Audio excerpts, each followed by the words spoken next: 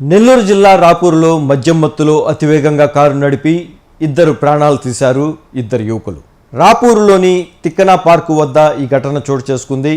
రాపూరు పట్టణానికి చెందిన గార్లపాటి సురేష్, గంధం సరస్వతి అనే ఇద్దరు బైక్పై పొలానికి వెళ్లి తిరిగి వస్తుండగా రాపూరు నుంచి చిట్వేల్ వైపు వేగంగా వెళుతున్న కారు వారి బైకుని బలంగా ఢీకొట్టింది.